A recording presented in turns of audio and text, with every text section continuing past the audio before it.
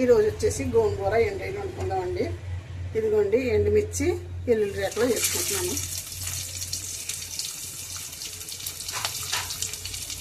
చూడండి జీలకర్ర కూడా వేస్తున్నాను.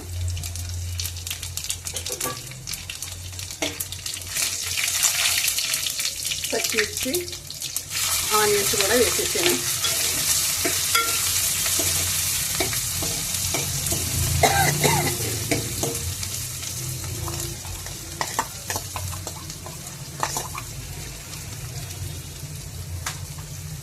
ఎండ్రేలు కూడా వేస్తున్నాను.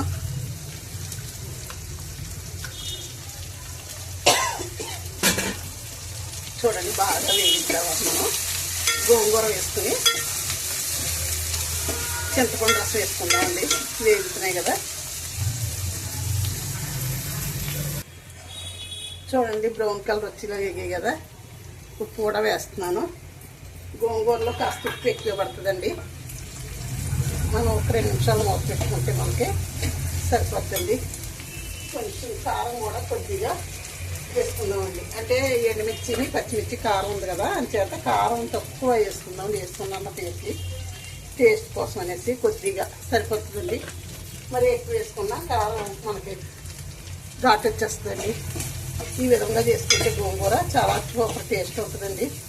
చూడండి వేగే కదా, ఇప్పుడు గోంగూర కూడా వేసేస్తున్నానండి. ఇక రాత్రి ఉడకబెట్టుకుని మెత్తగాని చేసుకున్న రోజు కన్నా సాయంత్రం అయినా రేపు పొద్దున్న తింటే సూపర్ టేస్ట్ ఉంటుందండి. గోంగూర అయితేనే చాలా బాగుంటుంది. అప్పటికప్పుడు తినే కన్నా వండుకున్న తర్వాత సాయంకాలం కానీ రేపు పొద్దున్న కానీ తింటే ఒకరోజు తింటే చాలా బాగుంటుంది. గోంగూర చాలా సూపర్ ఉంటుందండి. చూడండి ఇప్పుడు చింతపండు రసం కూడా వేసేసుకున్నామండి.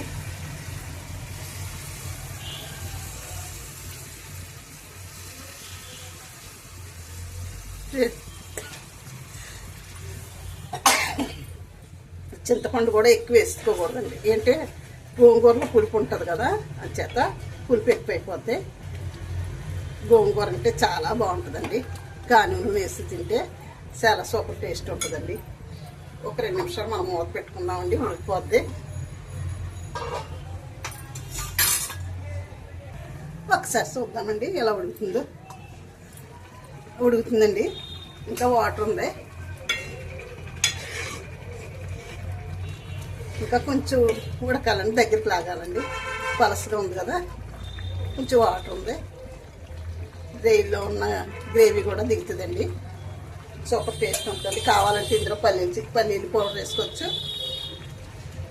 నువ్వుల పౌడర్ కూడా వేసుకోవచ్చు.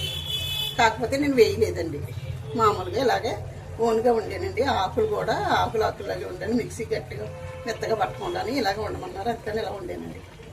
చాలా బాగుంటుందండి. చూడండి మళ్ళీ ఒకసారి చూద్దామండి.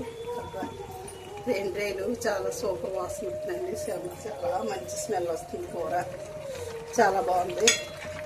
ఇంకొంచెం చాలా ఆగాలండి, ఇలా అయితేనే బాగుంటుంది. సూపర్ స్మెల్ వస్తుంది. చూడండి సూపర్ వచ్చింది. ఉప్పు కూడా సరిపోయిందండి, దగ్గరికి వస్తుంది కదా. ఇప్పుడు కట్టేసుకుని నేను గిన్నెలోకి తీసుకుంటానండి. కట్టేస్తున్నాను. చూడండి ఇందులో తీసేస్తున్నాను. ఇలా గిన్నెలో తీసేసుకుంటే మనకి చాలా బాగుంటుందండి.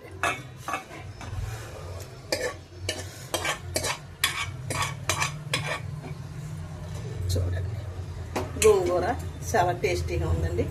దీంట్లో ఎండు చేప నంచుకుంటే ఇంకా బాగుంటుందండి. గాను నూనె వేసుకుని ఎండు చేప నంచుకుని తినాలండి, సూపర్ ఉంటుంది. ఉంటానండి, వీడియో ముగిస్తున్నాను.